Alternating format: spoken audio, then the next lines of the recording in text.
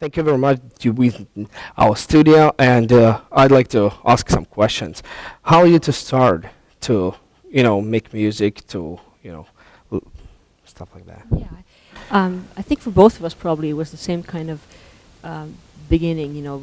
We haven't really done formal musical training. We just kind of learn by doing it, little by little. So pretty much through the entire life, I guess I was 6 when I started to play on the piano, and I think I was 9 when I made my first own song, and so it just but little by little. But it was not musical school or college or something. No, I went to a children's music school, and I never learned how to read music. I thought it was so boring, so I just started to listen. So I listen and play. That's how I do. It looks like a God's gift for you, right? Do you I think? Definitely, yeah. I think every breath that I take is His gift. I mean, definitely, I really believe that. But yes, yeah. I mean, nothing is ours. Everything is a gift. Maybe later on you just go into some courses or some studies for jazz or something, stuff like that. No, No. you're just seen on any other musicians and just trying to do something. Yeah, well, I'll tell you what I did. I think the only thing I have done is that I've listened to, just watch people listen for year and a half, during my college years, because my training is in English. That's what my formal training is, English language. I did some vocal lessons for a teacher, like a year and a half, so I learned how to breathe, stuff like that. But Carla has maybe, I don't know, Carla has learned maybe slightly differently. My stepfather, I feel like this is God's ways again, that there was divorce, and then my father would bring totally other way of life. He would sit at home and practice like many hours a day and listen to all kinds of music. So we kind of passively got a shower of all kinds of styles and cultures into our lives, so all our childhood. You're interested in the drums. It was at the beginning, or you started the guitar or something else like keyboard, or you just would like drum at the beginning, percussion, No, whatever. that was just because of my father. We Okay. practiced, so I would get the rhythms. But then my mother would play the piano, and she was studying piano. So we would jam in the living room Together? And, I Wow. would play the cello 3 years. I could concentrate on that, and then I broke the bow. Oops. You know this story. Yeah. I can't Yeah. have the patience to think so. So then working in God's kingdom music, it's so free that it's easy for people who can't concentrate. It's easy to come into that world, I guess. Oh, okay. All right. 9 years old was first song. How you find out somebody like producer or something who lead you into professional show business? I think when it first started, it was kind of gradual. It's not like a one night, overnight kind of a thing. It was gradual, and one gig led into another, and so on. But at some point, an important person at that point, when I was like, I don't know, 27 or so, I met, so quite late actually. Until then, I've been doing, my thing sort of without supervision. Okay. I met my manager to be, the Dutchman, who also then started to co-write songs with me, and Gerrit Andgore,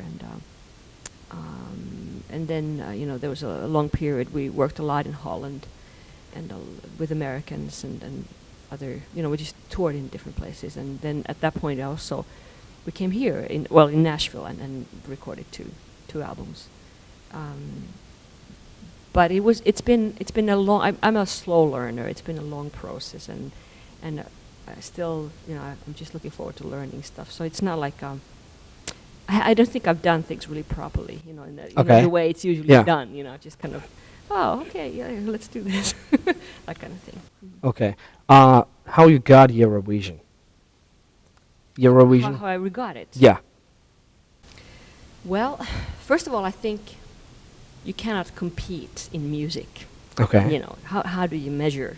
Yeah. I mean, you can compete how fast you run, or how high you jump, but you can't compete. So it's not a competition, I think, because you cannot compete. I mean, it's a show. It's a big show. Yeah, sure. with a lot of people watching, and it was a very I worked hard that year. It was a lot of traveling, I felt I was always sitting at the airport somewhere, and it was a good year also. It gave me I got a lot of support from the Christian community. Oh, all right. People said, we're praying for you, just go, and just bring it on. And I learned a lot. I learned a lot about the media. I learned a lot about myself. And then I got a lot of exposure as an artist, because if you're a performing artist, you need exposure. People need to know who you are. And thus, I also was able to somehow, people, when I said something, they would listen, which is kind of funny. Why would they then listen, just because I was in EuroVision? But that's somehow how it happened. So if I wanted to say something, then I had the platform. And also with the secular media everywhere, I was able to say whatever I wanted. So I could, just talk about Jesus, anything, life. It was already with your manager, or it was before?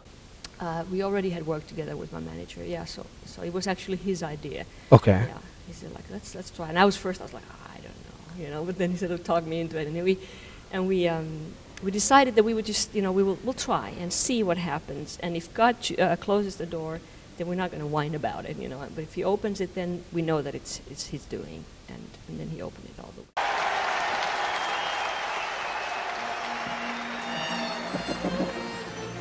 I'm in love with that place where I was born,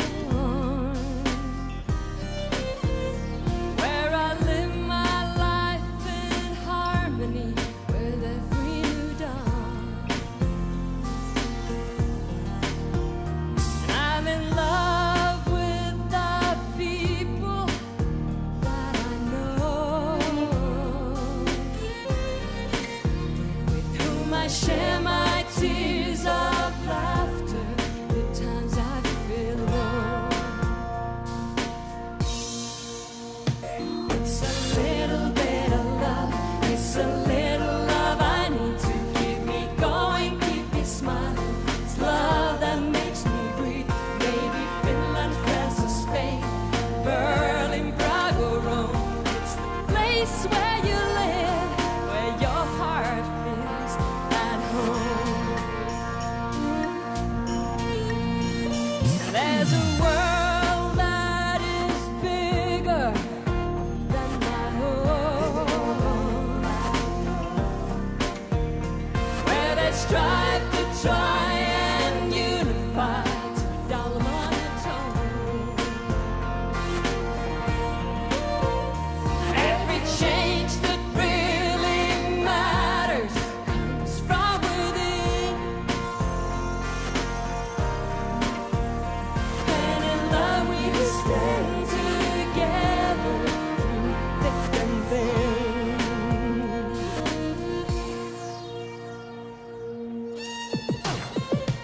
It's a little bit of love, it's a little love we need to keep us going, keep us smiling. It's love that makes us breathe.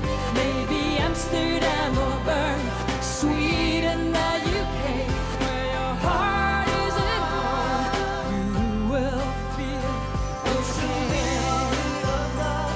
It's a little love we need to keep us going, keep us smiling. It's love that makes us breathe. It's a little bit of love. It's a little love we need to keep us going, keep us smiling. It is love that makes us breathe. To keep us going, keep us smiling. It is love that makes us breathe. Thank you. Tack, kiitos.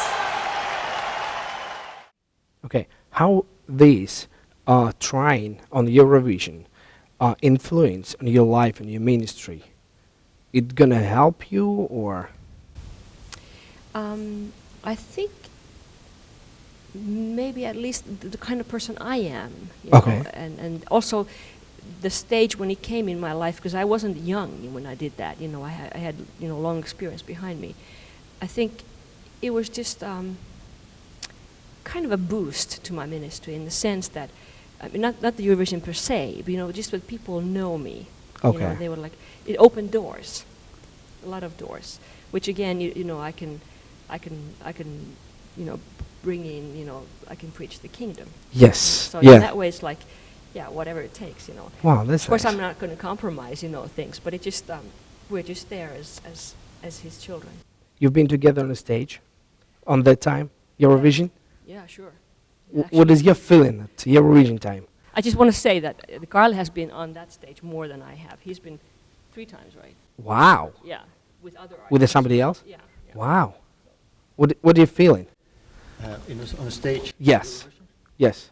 I feel that it's good, especially with Nina. It was exciting to see the confusion because we were talking about what love is.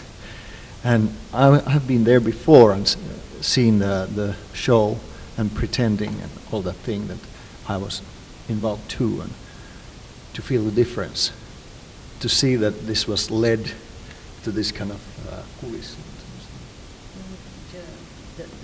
theatrical background. Okay. And it's got nothing to do with the Eurovision contest. Us going there with the group, and we met some Belgian groups, and we prayed together in their home. Wow. And their mother and father were there. It was totally different, the whole feeling. So Wow. it was exciting to meet two realities and be bridged there somehow. It was in Finland. A different country? Sweden. Sweden. Okay. Who was one at that time? Carola? No, she would not. Another time. Most of the other years she won, but she's cool. No, it was Denmark. It was the Olsen brothers. Oh, It's, okay. yeah. But you know Carola, right? Yeah. We met. I met her only once, but of course Okay. I know her. Yeah, but she's worked with my manager a little also. So. Okay. Are you guys from the Christian background, or how you get involved in Christianity or something? Well, if you mean born into a Christian family, Yes. no. Okay. I became a Christian when I was 18. Oh wow. How it's happened?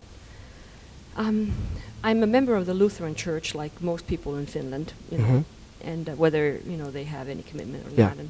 And most youngsters also go to these confirmation classes or confirmation camps, and that's what I did when I was 14, 15 as well. And I realized when they talked about Jesus that this is true, but I wasn't really ready to. I thought if I become a Christian, I'm going to be the dullest and the most boring person, and life will be so boring. And I didn't understand. It was Yeah, so I know. not true. And so for a couple of years, I was trying to just hold back and think, okay, I want to get the best of both worlds, but that's not possible. So it took me to like a couple of years. When I was 18, one day I'm giving up. Take over. This is Jesus. I'm yours. Okay. And then you change your church. You No. going somewhere else? No, It was just your personal changing. It was a personal change. Wow. I had the same church, but obviously because of this work, I work with all Christian churches, so it's very ecumenical. Okay. Work. Yeah. Karens, how about you? Yeah, I had this funny early experiences. Something happened, like I didn't go to the kindergarten or something. I was a lot of home and waiting for kids come home, my friends, and I saw this, this sun and the presence, when you sit at home and you feel the silence and all these kind of things that you would normally feel. So I got these funny feelings about spirit, and I even played these puzzles that had this hot air balloon that was flying in the world, and I didn't know what that meant, but now we have been around the world with Nina, and it's so funny, and I would draw even Jesus pictures because of the school, but I didn't get it so strongly because my parents were strongly politically involved, but not so much in spirit. But my grandparents were strongly spiritual people. Oh wow. But then I went to high school in Minnesota. I was 18, and so repeatedly going to church would affect me, and how free you were to play there, and Yeah. through the musicals. You got Wow. And you got it, huh? Hallelujah. It's very interesting about your family, because I've heard from other churches, especially Russian churches, lots of misunderstandings about, because in America, especially in this trip, you're just both of you, and nobody knows who's really your husband and blah blah blah. And kids, you know what I'm saying? Yeah, yeah. That's why I've heard a very funny story where one pastor said, "Oh, together we have Nina with her husband." Oh my goodness, we're supposed to, Yeah, okay. explain to people what's going on. You want me to explain? Okay. Yeah. So, we're married but not to each other, right? Yeah, I know. Okay. So, I am married, been married for almost 27 years. 2 daughters, and Carle's married for, how many years? 13. 13. Wow. And 5 children. And 6 Six on the way. Yeah, I know that. Yeah, and Carle's wife is a musician as well, and very, very distinguished. But your husband, I've heard historically. Yeah, he's something. You're really Yeah, I've heard this. well informed. Yeah, he's a historian. He's involved in local politics, and he writes and that kind of. He's a very solid. This kind of a. Defending the home, that kind But of person. he's so nice to give you opportunity to go around the world and preach the gospel. Yeah, but on the other hand, that's true.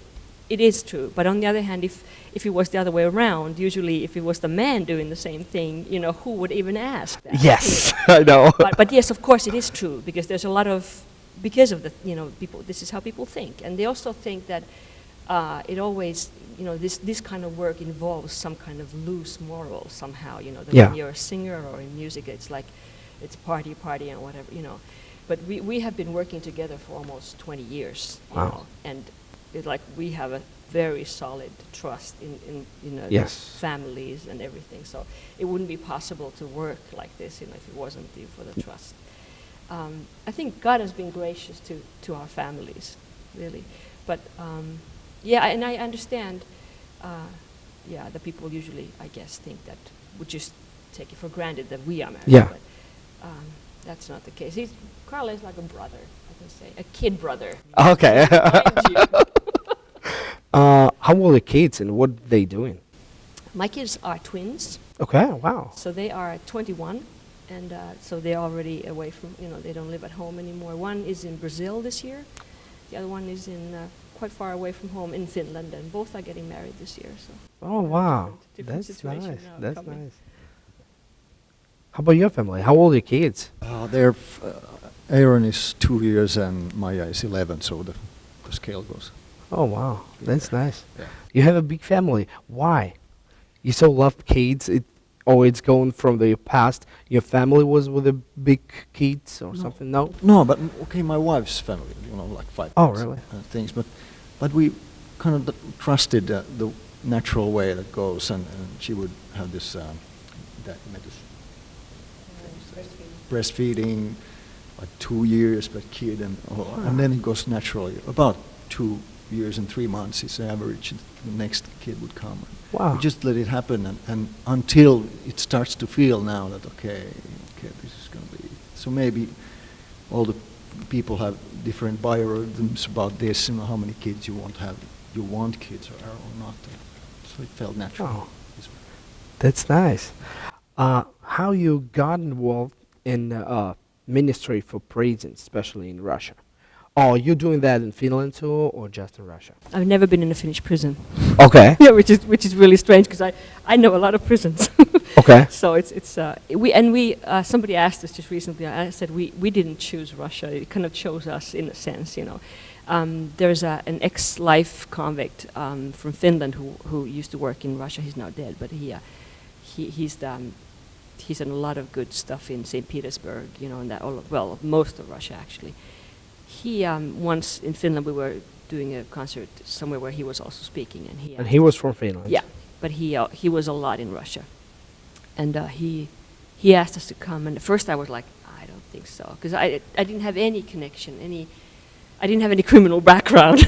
Oh yeah. you know what I mean? Like no. Yeah. Oh, you did. No, just a small. Oh, okay. So I thought, like, what am I gonna, Yeah.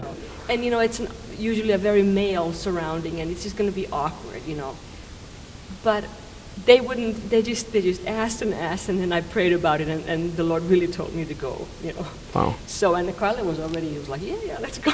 So I needed a little more persuasion, and And after the first time, I was like hooked. You know, it felt like home. And there was none of that. I didn't feel awkward as a woman either. And it was just, the communication was there, you know, and people were receiving it. And I don't know, I never would have picked it myself. How long now? 8 years. 8 years to going around the Russian prisons. Yeah, and some other Wow. countries as well. Oh, really? Where have you been else? Ukraine. I've been, well, were you in? You were in Holland maybe, and I was once in a Germany? No, not the Canadian female prison, and then we've done some other like prison-like places, like slums in the Philippines, and you know places like that. But it's tough also. But the thing is that people usually, when the external sort of things are somehow taken out, you know, away, people are more. Not everybody, of course, but people are a lot of times more open. It's like, okay, it's you and me. Yeah. What can we share? What can we communicate? There's got to be something else than this. But my next question, I know, or I see lots of famous musicians. I tell famous because you gone from the big stage, and usually people like that not going to the prisons to surf, you know, stuff like that. They just going for maybe paid stuff, you know, just big concerts with a great sound, lots of people, blah blah blah, and that's very humble. It's supposed to be a person supposed to be very humble to do that. It was some fighting with a god, or how you got this revelation to go in there from your level. Could you explain, or? I'm like, what? I'm not, because I'm thinking like, well, I'm not humble, but to me, it's. Yeah, I know. No, but it's not really. I mean, of course, there are otherwise in your life too. There are like humbling experiences, but that's not so much. It has really nothing to do with those things, you know, maybe, or let's say, it's just in general, you know. I think if you want to walk close to God, you will be made small if Yeah. you want to be close, because that's the only way. So that'll always be inevitable, I think. I pretty much think that I know what you're thinking about this also, that and it sounds like a stupid phrase, like a righteous phrase, but really I think we feel privileged. Okay. It feels just like, what are we going to do with the stuff that we can do? I mean, we have, okay, I know that we have a certain skill. Yeah. This is our profession. Yeah. So what do you want to do with it? I mean, it's okay to have a skill, but then you have to do something with it. And you have to choose for your life, what is it that you want to do? You know, whether you're a taxi driver or a doctor or we're musicians, then life is short. You have to choose, what is it that when you look back and when you're just about to die, well, what is it that I should have done? And I just feel like we could have maybe gone another way, but I just feel like we've had so much fun too. You know, Oh. there's so much. Yeah. More, there's a lot of encounters. There's a lot of contact. There's a lot of, and we've been able to be there when grace has been ministered, and that's like one of the greatest things a Christian person can Yeah. experience, to somehow be part of God's plan and see like, wow, God is doing something in spite of me. Yeah, that's true. Carlos, what do you feel when you're serving in prisons? Yeah, I always feel like on one of them, I mean, it's that's maybe the blessing there. Otherwise, I would never reach guys or girls. So it feels like we're one, and when they get out there, I'm also out of there. So it's so strong feeling. They're sitting there all the time and waiting for people to come and see them, and we are all waiting for the Moors to come down, and so we be together one day. And we know we're gonna be. Yeah. Okay. So it's so strong. It's so clear to us. Hallelujah. How many times have you been in the U.S.? I don't know, altogether maybe 6. Or Okay. something like that for all things that. And usually it was different churches, Russian, American, or it was something haven't- specific. Yeah, no, we haven't really. I haven't really. It's been mostly the Russian churches, but you know, I'm also thinking about the times that we've been recording here. Mhm. earlier in Yeah. Nashville, and so. But I haven't really, I mean, I haven't been much here, Yeah. That's what I'm saying. Carla, like you said, he lived here for 1 year, so when he was younger. This trip, you've been visiting how many churches? Maybe 3, 4. Oh, not much. No, not 3 maybe. But yeah. actually, the churches you've seen in America, Russian churches, what do you think about that? What do you feel? What do you see? You know what I'm saying? It just, Yeah. I trying to, see there's revival and everybody flowing out and ready to help you, or you feeling sometimes, it's some kind of not problem, but Well, first of all, it's a little hard for me to tell because a lot of times, the thing was going on in Russian, and Yes. I wasn't able to Yeah. tell maybe, but I think the Russian, what I know of the other English-speaking churches in America, I probably won't say there's a difference. I think the greatest danger that I feel coming from Finland maybe and coming Okay. from is that things will become so good and so strong, Mhm. that we don't need Jesus anymore. I think, or if, we just need Jesus. people feel too comfortable Yeah, and we to just thinking need about Jesus to- ministry or something. Yeah, we need Jesus to help us a little, to become a little stronger, but for not really, he's not our lifesaver, and Okay. then that's when it gets dangerous. When everything is so, I think I wouldn't want to, I mean, of course, I want also to be comfortable, live a comfortable life. Yeah, but sure. It tends to be, so that when we lose our comfort zone, we Sometimes for a start while. seeking God more. Yeah. So I don't know, but this is Yeah. my thinking in general also. Mhm.